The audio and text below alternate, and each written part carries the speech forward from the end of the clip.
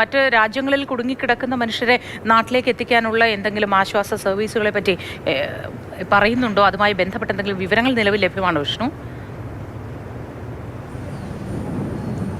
മോദി, നിലവിൽ നമുക്ക് ലഭിക്കുന്ന വിവരങ്ങൾ അനുസരിച്ച് വിമാന കമ്പനികളെല്ലാം തന്നെ തങ്ങളുടെ സർവീസിന്റെ എണ്ണം പടിപടിയായി ഉയർത്തിക്കൊണ്ടുവരുന്നു എന്നത് തന്നെയാണ്. ഇന്ന് ഏറ്റവും ഒടുവിൽ പുറത്ത് വന്നിട്ടുള്ള ഒരു വാർത്താക്കുറിപ്പ് എന്ന് പറയുന്നത് ജെറ്റ് എയർവേസിൻ്റെതാണ്.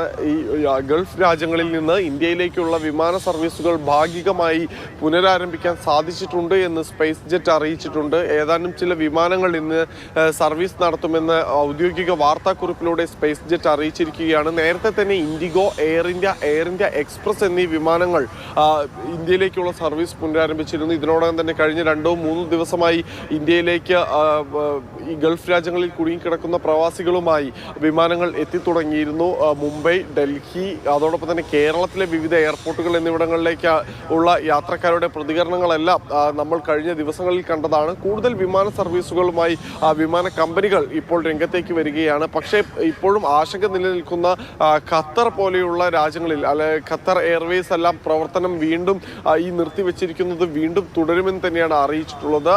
എയർ സ്പേസ് ക്ലോഷർ വലിയൊരു ആശങ്കയായി തന്നെ ഗൾഫ് രാജ്യങ്ങളിൽ ചിലയിടത്ത് നിലനിൽക്കുന്നുണ്ട്. അതോടൊപ്പം തന്നെ ഇന്ത്യയെ സംബന്ധിച്ചാണെങ്കിൽ ഇന്ത്യക്ക് ഗൾഫ് രാജ്യങ്ങളിലേക്കുള്ള ഗതാഗതം മാത്രമല്ല, പ്രത്യേകിച്ച് നമുക്കെല്ലാം ഇവിടെ നിന്ന് ഡൽഹിയിൽ നിന്നായാലും മുംബൈയിൽ നിന്നായാലും എല്ലാം പുറപ്പെടുന്ന നിരവധി വിമാനങ്ങൾ കണക്ഷൻ ഫ്ലൈറ്റുകളാണ്. ദുബായിലും അതോടൊപ്പം തന്നെ അബുദാബിയിലും പോയി മാറുന്ന രീതിയിലുള്ള ഇത്തരം വിമാന സർവീസുകളെ കൂടി ഇപ്പോഴുള്ള ഈ പ്രതിസന്ധി ബാധിച്ചിരിക്കുകയാണ്. നിരവധി ഇന്ത്യക്കാർ ഈ ഗൾഫ് രാജ്യങ്ങളിൽ നിന്ന് നാട്ടിലേക്ക് മടങ്ങാൻ ടിക്കറ്റുകൾ ബുക്ക് ചെയ്തിട്ടുണ്ട്.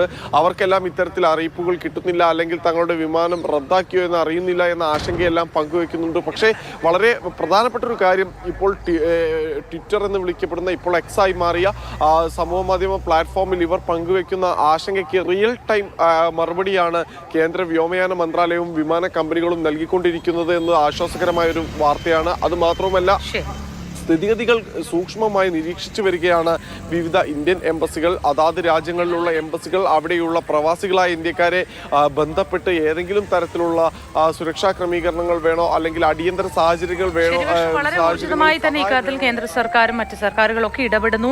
അതത് രാജ്യത്തെ സർക്കാരുകൾ അവർക്ക് എല്ലാ പിന്തുണയും നൽകുന്നു എന്നതും വ്യക്തമാണ്. സുരക്ഷിതരായിരിക്കുന്നു നമ്മുടെ പ്രവാസികളൊക്കെ. അക്കാര്യത്തിൽ ആശങ്ക വേണ്ട.